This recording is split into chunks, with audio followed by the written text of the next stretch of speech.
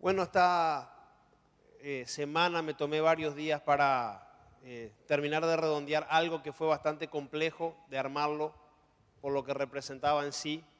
Este año tuve el privilegio de viajar a Israel, algunos de ustedes ya están al tanto, y ese viaje fue algo muy significativo en lo personal porque fue a través de una invitación del gobierno de Israel. Ellos me extendieron, tenía que presentar una carpeta y en Israel iban a decidir sobre los candidatos de Latinoamérica, quién se iba y quién no.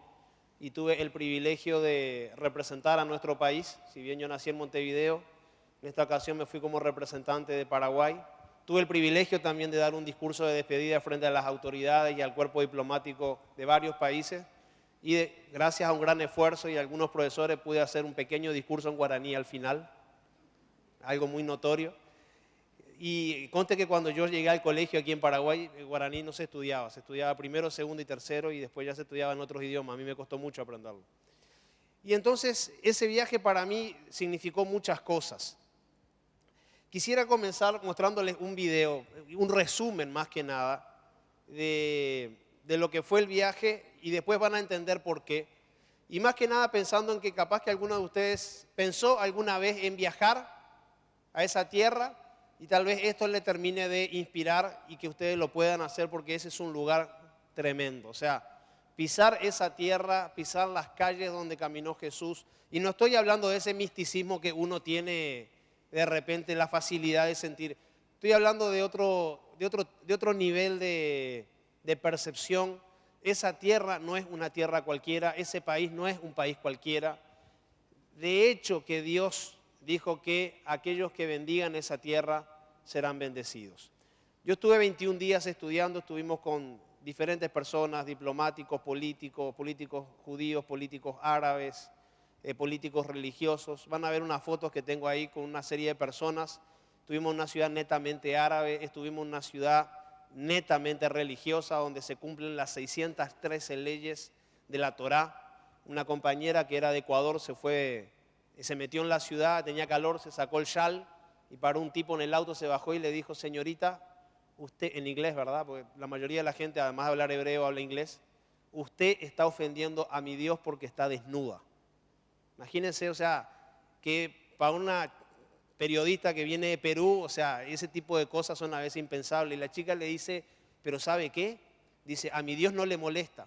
Está bien que a su Dios no le moleste, le dice el judío, pero a mi Dios sí le molesta y además usted está en mi ciudad, por lo tanto vístase que está desnuda. Y la chica se tuvo que poner el shal. Ese tipo de experiencias son muy buenas porque a uno inclusive puede llegar a entender cómo piensa el judío ortodoxo. Y mientras vemos el video le voy a ir relatando un poco lo que fue este viaje bastante intenso. Fueron 21 días en Israel. Comenzamos en la ciudad de Jerusalén. Yo estoy en este momento parado en el Monte de los Olivos. Esa es la mezquita de Omar, construida en el siglo VII, actualmente administrada por los musulmanes. Esta es la avenida Jaffa, una de las avenidas principales de Jerusalén. Podrán ver la piedra caliza que reviste toda la ciudad desde el mandato británico. Todas las construcciones tienen que ser en ese tipo de piedra. Esto es el barrio árabe, esa es la vía dolorosa por donde caminó Jesús. Hoy se venden cosas allí. Esa losa que está en el piso tiene más de 2000 años de antigüedad. Ese es el mercado árabe dentro del barrio árabe en la antigua Jerusalén. Van a encontrar todo tipo de condimentos, azafrán, canela, curry, de diferentes tipos. Este es otro mercado, este es el shuk judío. Acá se vende comida kosher. Es comida que está autorizada para que un judío ortodoxo la pueda comer. Este es el kipá. Si usted hincha, por ejemplo, el Barcelona, ahí había un kipá con los colores del Barcelona. Había otro con la foto de Bob Marley. Este señor es el vicealcalde de Jerusalén. Nos llevó al Salón de Honor. En el techo hay 12 escudos, uno por cada tribu de Israel. Este es el Muro de los Lamentos con la mezquita, hoy llamada Mezquita de Omar en el fondo. La gente viene a orar al muro. A este lugar solamente se puede entrar con un gorro en la cabeza, porque a ese lugar vos no podés entrar sin reconocer que hay alguien por encima tuyo. Estas son las cuevas que están a continuación del muro occidental, porque Jerusalén tiene 7 metros de profundidad, está enterrada la antigua Jerusalén, y durante algunos años hicieron excavaciones y encontraron la ciudad antigua. Eso es un oratorio que está bajo tierra. Esto es el Monte de los Olivos. Ese árbol se estima que tiene aproximadamente 2000 años. Este señor es un militar muy famoso en Israel. Fue el que estuvo a cargo de construir esta cerca que ustedes ven, que separa hoy en día Jerusalén de Palestina. Esta cerca tiene 9 metros de altura y la tuvimos que atravesar para ir a Palestina, para ir a la ciudad de Belén, donde según la mamá de Constantino, allí nació Jesús y está la iglesia de la Natividad. Comimos un verdadero lomito árabe. Me gustan más los que comemos acá. Este señor que está sentado es el alcalde de la ciudad de Tira, una ciudad netamente árabe. Ese es el rabino Shem Tov, el rabino de una ciudad netamente religiosa. Después nos llevó a su familia, a su casa para que conozcamos su familia. Su señora es de Gran Bretaña. Estuvimos allí, sus chicos estaban en la pileta, tienen una vida bastante normal dentro de todo. Fue una experiencia muy buena porque en esa ciudad viven 40.000 personas, todas ortodoxas. En esa montaña, allí se encontraron los rollos del Mar Muerto. También nos encontramos con estos beduinos que viven del alquiler. Alquilan camellos para los turistas tontos como uno que van y pagan $5 para sacarse una foto. Después fuimos hacia el norte, una zona altamente militarizada en la frontera con el Líbano. Eso que ustedes ven ahí es la frontera con Siria, en las montañas del Golán. Hay una serie de destacamentos militares. Eso es un búnker que está en la montaña. Es algo muy particular.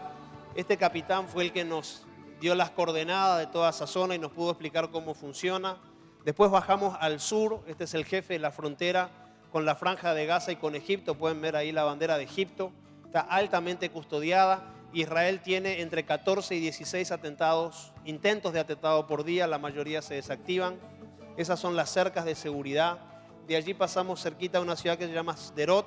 Ha recibido por lo menos en los últimos 6 años más de 8.000 misiles. Este es el capitán Kobi, que nos llevó él es un especialista en los misiles. Él es el que investiga de dónde han venido los misiles, quién los ha fabricado y cómo se han hecho.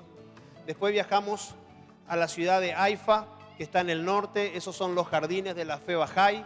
Cerca de ahí está enterrado el profeta Elías.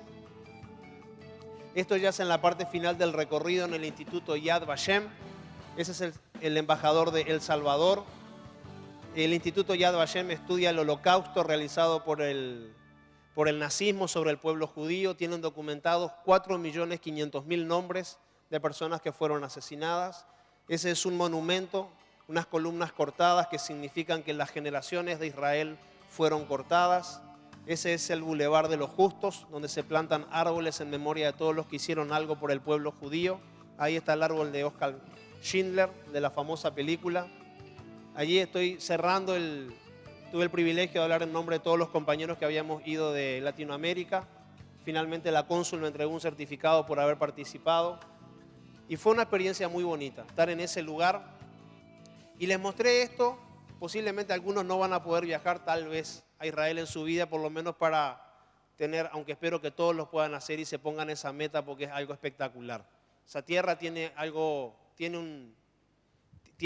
no voy a decir un misticismo, tiene un sentir, un vibrar diferente. Es un lugar donde las dimensiones de las conversaciones son muy distintas. Yo estuve en una conversación, en una mesa política, había un señor que era del partido ultraderecha y decía: mi padre, el rey David, o así hablaba él, vino a esta tierra y se la compró a Jebusa hace 3.000 años.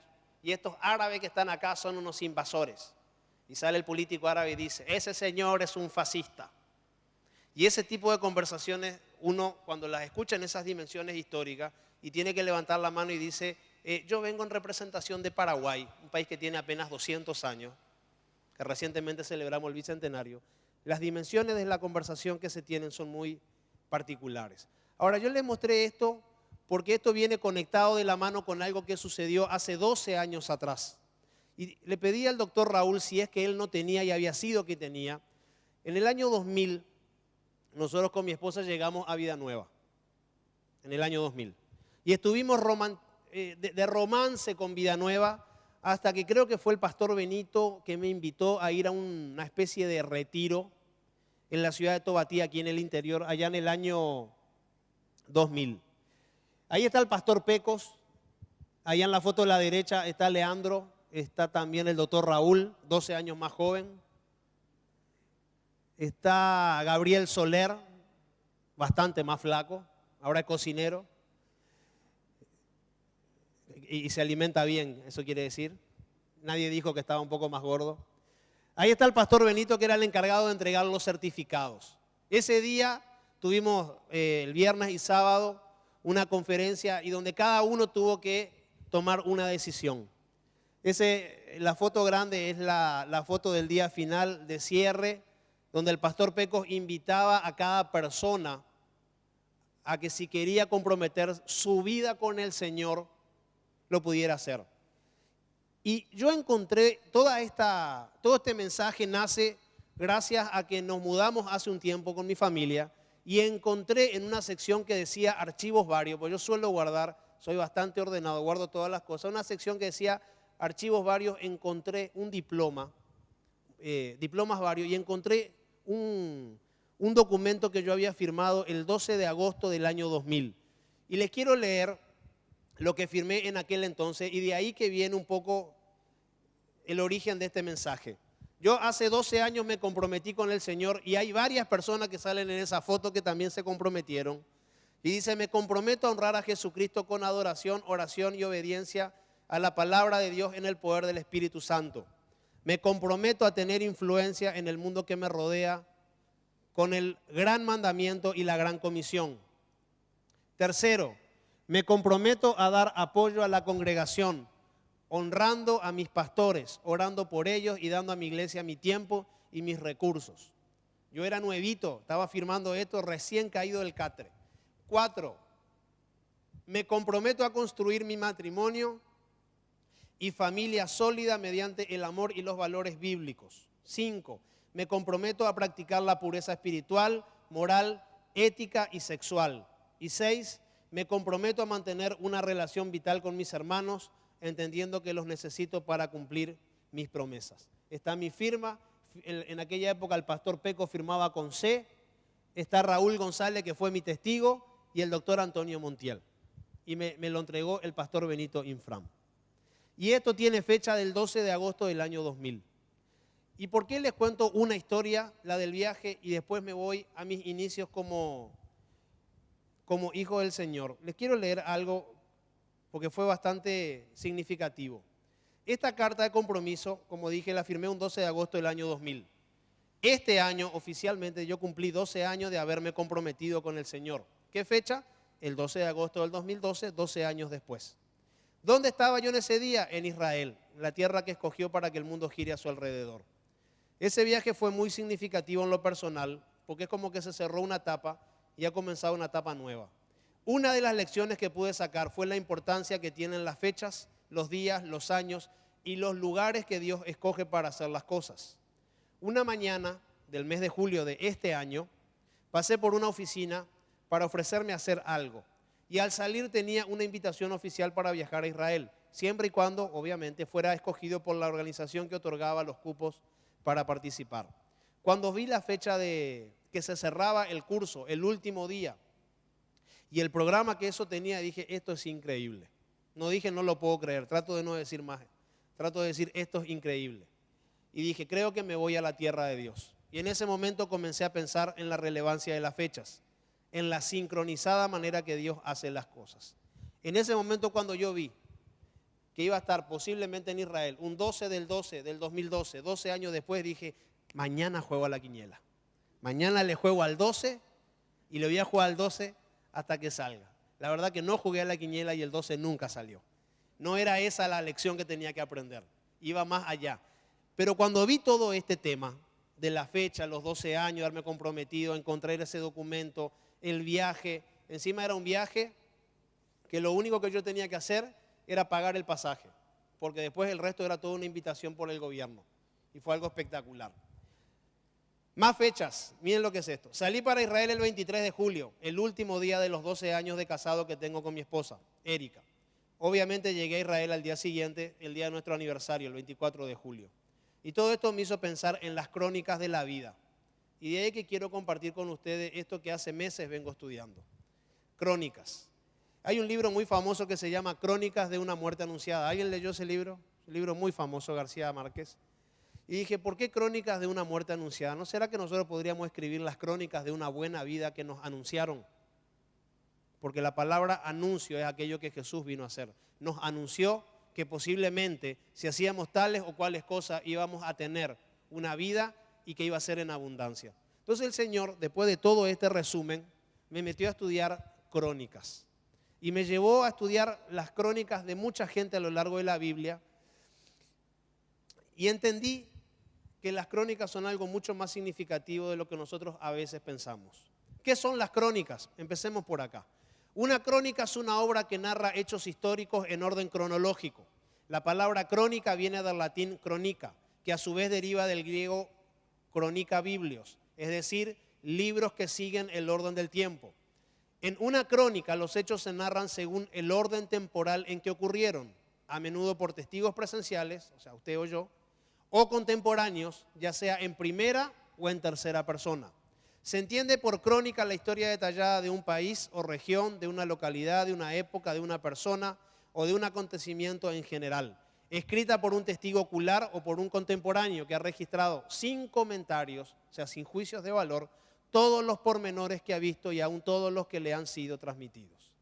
¿Sobre quién se escribían las crónicas? En la Biblia las crónicas se escribían sobre la genealogía. Ustedes pueden ver que el primer libro de los 4 evangelios hay toda una cronología, toda la genealogía de dónde viene Jesucristo. Sobre las crónicas también se escribían sobre los reyes de Israel. Si ustedes agarran los libros de Samuel, Crónicas y Primera de Reyes, van a encontrar que ahí están toda la historia de todos los reyes, todo lo que hicieron, lo bueno y lo malo, e inclusive ustedes van a encontrar ahí cómo Salomón al final de sus días, el rey de la sabiduría, se terminó apartando del Señor. Todo eso está en Crónicas, son crónicas de los reyes y de los reyes de Judá. También la Biblia habla de las crónicas del templo y de los levitas, y habla mucho sobre eso, y crónicas sobre la historia del pueblo judío en todas sus etapas. O sea, el pueblo judío recientemente festejó 5.773 años de existencia. 5.773 años, es mucho tiempo. Para nosotros que fuimos como continente bautizados hace 500 años, que como país tenemos 200 años, estas dimensiones de tiempo a veces son un poco grandes. Entonces, ¿por qué son importantes las crónicas? Porque son un registro certero de las cosas que han sucedido en mi vida. En síntesis, es documentar lo que has vivido. Ahora, usted me puede decir, bueno, ¿y las crónicas para qué sirven? ¿Saben para qué sirven las crónicas? Sirven para que Dios te hable. Muchas veces nosotros pensamos que Dios nos va a hablar con una nueva palabra, y muchas veces en la vida Dios te va a hablar con un antiguo hecho, con algo que pasó en tu vida anteriormente. Hace un tiempito atrás estaba ordenando mis zapatos y no tenía lugar para ponerlos. Y mi esposa hace rato me dijo, tenemos que comprar un zapatero. ¿Y un zapatero para que trabaje en casa? No, mi amor, un zapatero para poner los zapatos. Porque tenemos muchos zapatos, gracias a Dios. Y cuando estaba ordenando los zapatos, el Señor me llevó en mi memoria a una época cuando yo recién llegué en Vida Nueva, que yo tenía un solo par de zapatos.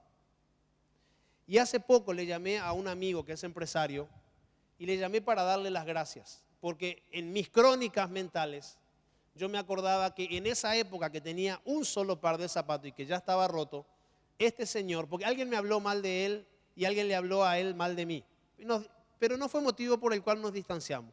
Nos distanciamos por cuestiones de la vida, él con sus cosas, yo con las mías. Después como de 6 años, este año, le volví a llamar y le dije, che, ¿sabes que yo te llamo para darte las gracias? Te llamo para darte las gracias porque cuando yo no tuve zapatos, vos me regalabas zapatos para que yo pudiera salir a vender, salir a trabajar y que la gente no pensara que yo era un pichi o un, como decimos en mi país, pichicome o un pordiosero. Digo, ¿sabes qué? Te quiero agradecer. Esta llamada es de agradecimiento. Porque gracias a los zapatos que vos me regalaste ese año, yo pude caminar, pude vestirme bien y pude hacer mi trabajo en forma. Y es como que el Señor, cuando yo decía, che, ¿dónde voy a meter todos estos zapatos? Es como que el Señor me dijo, ¿te acordás cuando no tenías zapatos? Ahora te sobran zapatos. Y cuando no tenías, y en ese estado de extrema necesidad, estaba súper apretado, en ese estado nosotros le conocimos al Señor. Entonces, ¿para qué sirven las crónicas? Sirven para que Dios te hable. Y acá vamos al punto 1 y les voy a contar una historia que está en la Biblia. Debo entender la relevancia que tiene documentar una vida con Dios. Son las crónicas de mi vida. Vos podés tener las crónicas de tu familia, pero están las crónicas de tu vida, las cosas que Dios ha hecho contigo. Yo amo a mi señora, amo a mi familia, pero Dios también tiene un trato individual. Hay cosas que Dios le habla a mi señora que ella se da cuenta de un montón de cosas que Dios a mí no me las dice. Entonces, cuando hablamos de las crónicas de la vida de uno, es relevante porque uno va a tener que rendir cuentas por eso de manera personal. Y el Señor me llevó al libro de Esther, donde hay una historia muy interesante con el rey Asuero.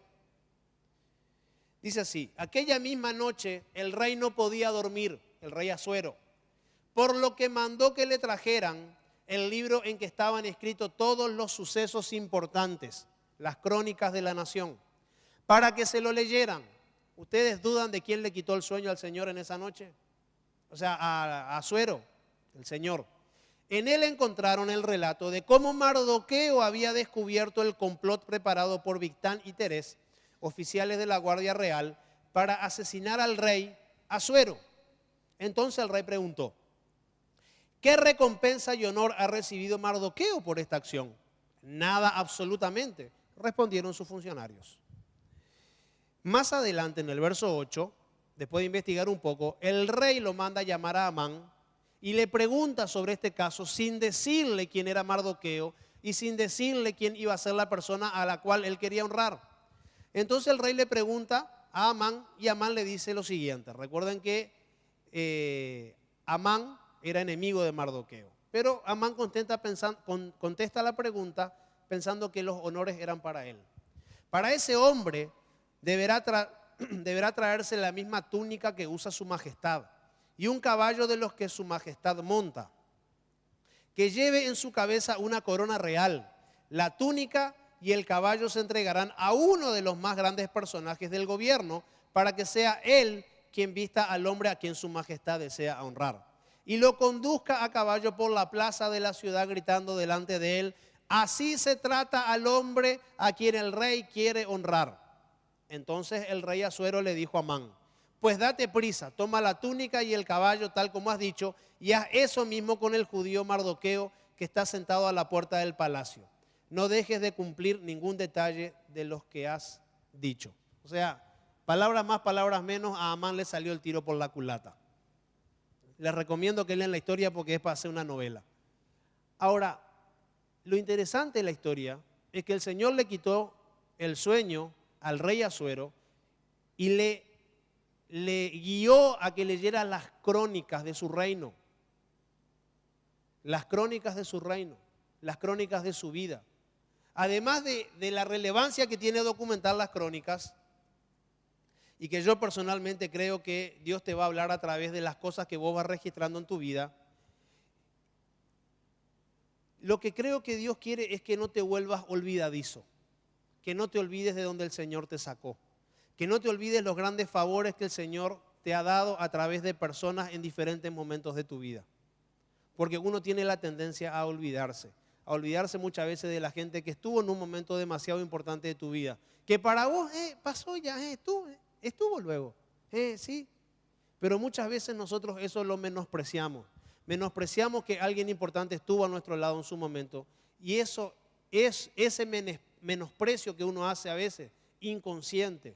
Yo personalmente creo que eso no le agrada al Señor. Creo que uno tiene que documentar a cada una de las personas que han estado en tu vida o que han estado en la vida de uno y a través de las cuales Dios ha hecho algo.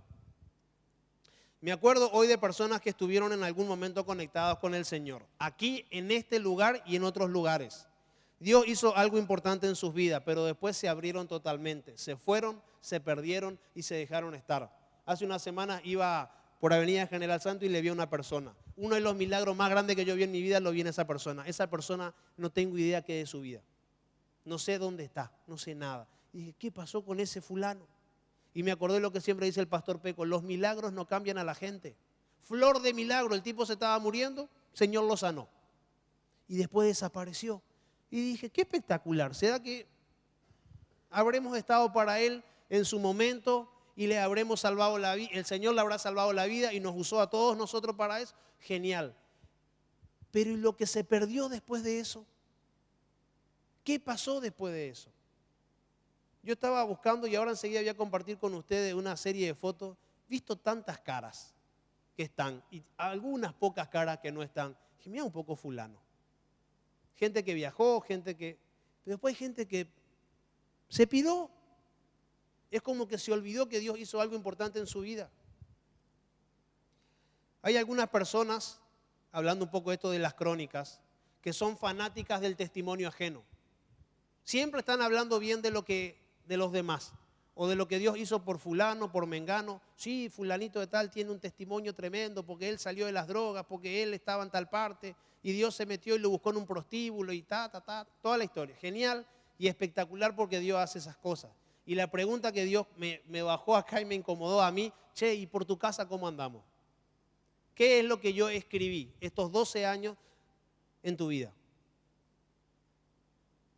Y te transmito esta pregunta para que vos te la hagas. No es una pregunta con la intención de faltarte al respeto, es una pregunta con la intención de incomodarte. ¿Qué es lo que ha hecho Dios desde que vos tomaste conciencia de querer estar conectado con Él? ¿Qué ha hecho Dios de importante en tu vida? O aún agrandemos la pregunta. ¿Qué le has dejado hacer a Dios en tu vida desde que vos te conectaste con Él? Porque una cosa es que vos te conectes con Dios y otra cosa es que vos quieras que Dios te ayude a cambiar. Entonces, ¿para qué sirven las crónicas que puedas documentar en tu vida? En primer lugar, van a servir para que Dios te hable y te puedo asegurar que eso te va a pasar. Y en segundo lugar, las crónicas te van a servir para que te puedas evaluar. Yo acá anoté 5 preguntas. Primero, ¿cómo estaba yo en lo personal cuando le conocí al Señor? ¿Cómo vos estabas? No estoy hablando de tu familia, no. ¿Cómo vos estabas cuando te conectaste con el Señor? Tiene que haber un momento. Esta mañana se me acercó una persona y me dijo, pastor, yo estaba detenido en un calabozo cuando me conecté con el Señor. Hacía años que iba a la iglesia con mi mujer. Pero cuando a mí me arrestaron y me metieron en un calabozo, ahí yo me conecté con el Señor. Tiene que haber un momento donde vos sabés que te conectaste con el Señor. ¿Cómo vos estabas en ese momento? ¿Y cómo estás hoy? Si vos tuvieras que escribir una pequeña biografía de tus crónicas, ¿hay algo importante que puedas escribir? Cuando yo, la primera vez que me conecté con el Señor fue mucho antes de ese 12 de agosto del 2012. Ese día yo me comprometí con el Señor. Pero algunos años antes, un día yo antes creía que el comunismo era la solución del mundo y que Dios no existía. Hasta que el comunismo no me pudo solucionar algunos problemas fundamentales de la vida, como una enfermedad de mi padre. El comunismo no te sirve para eso. ¿Ah? Y a veces inclusive hasta me cuido mucho de decir esto porque es como que ponemos al comunismo en la misma categoría que Dios, y el comunismo netamente es una ideología humana que sirve para algunas cosas y para otras no. Pues en aquel entonces uno pensaba que eso era el todo del hombre. Entonces habían algunas situaciones para las cuales las cosas en las que yo creía no servían. Mi papá se había enfermado, estaba grave, el negocio venía a pique porque la competencia se instaló en la esquina. Mi mamá tenía que volver a su país, o sea, tenía que volver a Uruguay. Antes de tiempo ella se quería jubilar aquí en Paraguay. Tenía una hermana que estudiaba en el extranjero y que tenía que volver y ella se quería quedar. Y tenía otra hermana que había terminado el colegio en esa época y que todavía no le encontraba el rumbo a la vida. Un día medio deprimido me senté en la puerta del negocio, miré para arriba y dije, bueno, si realmente vos existís, yo te pido que estas 5 cosas vos me las soluciones. Porque si vos tenés el poder para sacar el sol todas las mañanas, esto para vos ha de ser un trámite. Entonces, si vos esto me lo arreglás, yo te prometo que te voy a dar bolilla. Ustedes saben que en 6 meses mi papá se sanó, el negocio levantó. Mi hermana que estaba en Francia, no es que se quedó un año, hasta hoy sigue viviendo allá. Hace 2 meses tuvo su hija, es francesa. Mi otra hermana consiguió un trabajo y con ese trabajo se le abrieron el resto de las puertas con los cuales vive hasta hoy. Y mi papá se sanó. Mi mamá se quedó, no sé si lo dije, pero se quedó en Paraguay y se jubiló en este país. O sea, todas las cosas que yo le había pedido, en 6 meses se pusieron en orden. Entonces dije, epa, esto no es casualidad. Acá hay algo que está por encima de la casualidad. Y fue ahí que yo le empecé a dar bolilla al Señor. Después el Señor me conectó con había una uruguaya que era la esposa de un pastor. ¿Quién era la uruguaya que era esposa de un pastor? Gaby Sandoval. ¿Quién era el pastor? Peco Sandoval. O sea, así se fue hilando la cosa para que hoy yo esté en este lugar 12 años después. Entonces yo cuando me pregunto cómo yo estaba cuando le conocí al Señor, cuando realmente ahí me conecté, y viejo, el panorama era patético, era triste. Y hoy miro hacia atrás y miro hacia adelante y digo, wow, qué espectacular. Segunda pregunta, ¿has progresado como persona desde que estoy creyendo en lo que creo? Una pregunta incómoda también. ¿Has progresado como persona? El otro día me decía un pastor de otra iglesia que estaba un poco frustrado porque tuvo un miembro 15 años en la iglesia, un tipo rayadísimo. Y me dice, vos sabés lo peor de todo, que este muchacho no solamente que es un rayado, sino que es un rayado desde el primer día que vino hasta el último día que estuvo. Hace 15 años que es un tipo problemático. Dice, no cambió, nada le ha servido, está en el mismo lugar. Como vino, hoy está en el mismo lugar. Perdió 15 años de su vida. ¿Y qué? ¿Es culpa de Dios? ¿Es culpa mía? O deberíamos decir, ¿y de quién es la responsabilidad?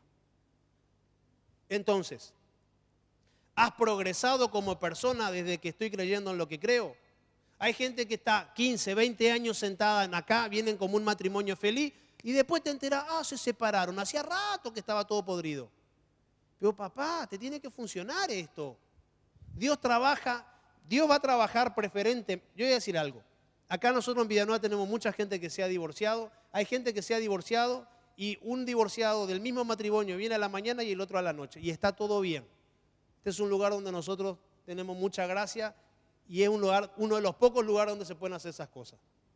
Pero yo le voy a decir algo. Me he dado cuenta que Dios trabaja mucho más cómodo cuando la familia está entera. Porque a Dios le encanta la familia.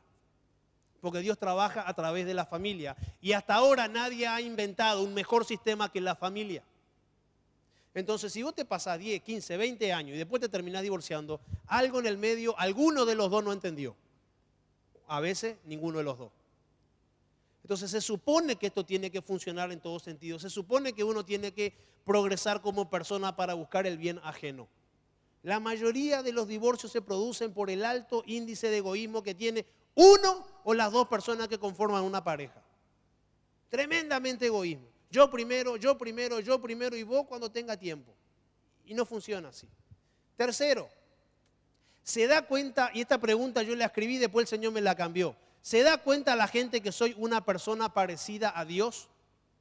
Porque yo puse Cristo acá, la pregunta, la súper... ¿Y sabes que el Señor me la cambió? Y dice, no. La pregunta es esta. ¿Se da cuenta la gente que soy una persona parecida a Dios? Porque cuando decimos, quiero ser como ti, Cristo, es tan místico que es una broma eso, un chiste. La pregunta es, ¿te pareces, no mucho, en algo a Dios? ¿Alguna de las 60 virtudes que tiene Dios? ¿Tenés alguna? Una por lo menos.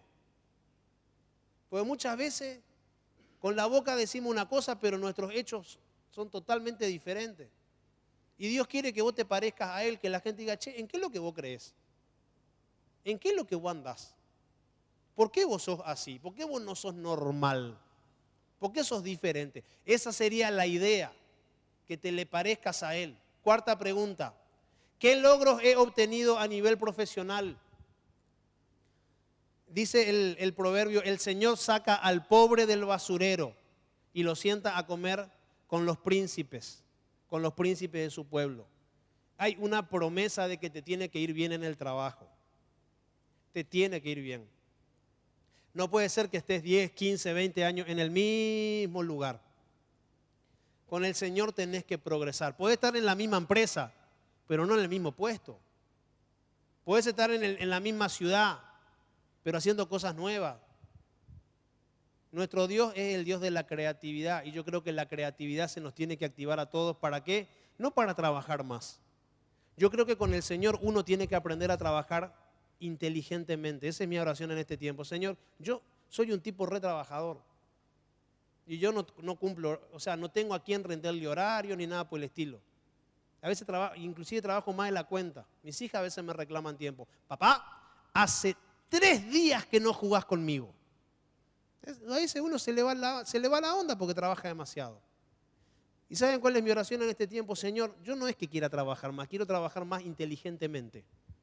Porque ya aprendí a trabajar duro, yo ya sé lo que es el esfuerzo, genial. Ahora quiero trabajar inteligente, que la semana que antes lo que me rendía un mes, ahora me rinda una semana. Y creo que uno con el Señor, ese nivel de revelación de inteligencia lo puede adquirir. Pero hay que pedirlo, hay que esmerarse por eso. Y última pregunta, ¿me he mantenido fiel todos estos años? ¿Me he mantenido fiel? Porque el Señor dice que Él es fiel aunque nosotros seamos infieles. La pregunta, ¿te has mantenido fiel? Yo firmé un pacto hace 12 años. Un pacto que incluía varias cosas. Hace algunos meses me ofrecieron un negocio fantástico desde el punto de vista financiero. Pero desde el punto de vista moral tampoco era malo, pero yo me sentía incómodo. Y no hay nada mejor que dormir con la conciencia tranquila, caminar por la calle, mirando hacia adelante sin tener que mirar para atrás.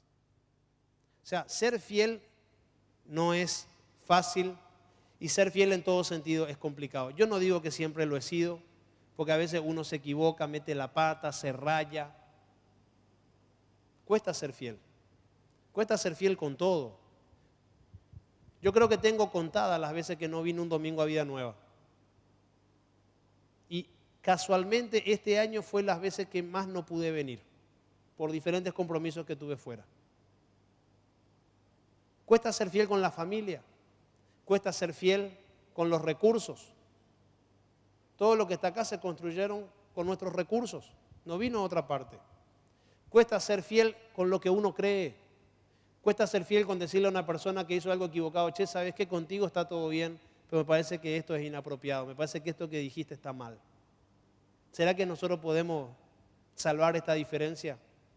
Porque hay que ser fiel aunque la otra persona se equivoque. Muchas veces nosotros lo que hacemos es metemos todo en la misma bolsa. Alguien dijo algo que no nos gusta y matamos a la persona.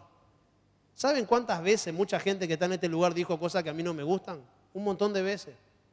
Y creo que la mayoría de las veces nunca se lo hice saber, salvo contadas excepciones. ¿Por qué? Porque el mandamiento es que vos ames a la gente, no lo que dice la gente. Pasa que nosotros queremos que la gente nos diga cosas lindas, así entonces las amamos. Y el Señor te dijo, ¿sabes qué? Amá a tu prójimo. Pero es un imbécil, amalo igual. Eso me dijo mi hija el otro día, papá, es un estúpido ese. ¿Y vos qué tenés que hacer? Amarlo. No por lo que dice ni por lo que hace, porque es el mandamiento. Entonces, ¿para qué sirven las crónicas? 2 cosas. Primero, para que Dios te hable. Y en segundo lugar, para que vos puedas evaluar tu vida si esto que realmente vos crees te está funcionando. Esta mañana recibí una foto muy simpática, la voy a compartir con ustedes enseguida. Y este tema es sumamente relevante y creo que todo coincidió de parte de la sincronicidad de Dios para que sea esta semana que hablemos de esto. Esta semana nuestro querido Pastor Peco está en los Estados Unidos dando una serie de conferencias. Esta semana se cumple el 25 de octubre. Él va a cumplir, en este 25 de octubre próximo, él va a cumplir 25 años de haberse conectado con el Señor. 25 de octubre de 1987, 25 de octubre del 2012. 25 años. Eso sí que son unas crónicas un poco más largas que las mías. El doble y un año más. Esta mañana me mandó una foto que para Aníbal, para mí, para él, tenemos una película que siempre nos reímos que es Forrest Gump. Estuvo con Forrest Gump en los Estados Unidos. No es que se encontró con Forrest Gump. Es algo de aquello. ¿En serio el Pastor Peco estuvo con Forrest? No, eso es el Museo de Cera, una estatua. Y se sacó una foto y nos mandó. Y yo esta mañana, ¿saben qué? Le puse, gracias por compartir la foto, está espectacular. Yo quiero una foto con Forrest también. Le digo, creo que no le van a cobrar $5 como nos cobraron a nosotros por la foto con el camello. Por encima el camello ese tenía un olor. Y el beduino que nos atendió, ese que estaba ahí, tenía más olor que el camello encima. Esta mañana le respondí su correo, le digo, che, gracias por pensar en nosotros y por la foto, está espectacular.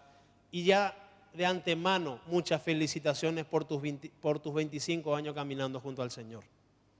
¿Sabe qué? Mándale un correo a nuestro querido pastor, felicítale. Esas cosas son importantes. Muchas veces nosotros en nuestra mentalidad no le damos ni bolillas. Va a cumplir 25 años ese. Él luego todavía medio rayado. O sea, ese no es el punto. El punto está que está cumpliendo 25 años, él o cualquier otra persona, en los caminos del Señor, con errores. ¿Y quién no los tiene? Él los tiene, yo los tengo, vos los tenés. El punto no está en eso. El punto está que a pesar de tu humanidad, que es la que realmente te frega la vida, mantenerse firme. Y 25 años no es poca cosa. Esas son las crónicas de nuestro querido pastor. Esta semana está cumpliendo 25 años y él tiene mucho por escribir. Y cuando estaba hablando de las crónicas, y con esto vamos a ir terminando, tomé las crónicas de vida nueva de los últimos 6 años. Voy a hablar del año 2006, 2008 y 2012, para que ustedes se den cuenta cómo a veces Dios te puede hablar e inclusive no solamente Dios te va a hablar, Dios te va a dar ánimo a través de las crónicas. Miren esta foto, año 2006. Esta foto del año 2006, ahí está Jorge Achor. Jorge Achor siempre cuando ora grita un montón. ¡Señor! Año 2006, nosotros no éramos dueños de este terreno. Este terreno era de un coreano. Nosotros veníamos junto a este señor que va a salir en la foto, que yo le saqué una foto a escondidas, porque él no se quería sacar fotos, vamos a dejarla ahí. Y este señor, que se llama Willy, nosotros veníamos acá con el pastor Aníbal año 2005, 2004, 2005, 2006, y el tipo nos sacaba corriendo de acá. Nosotros primero había un coreano que se llamaba Johnny, que era un primo.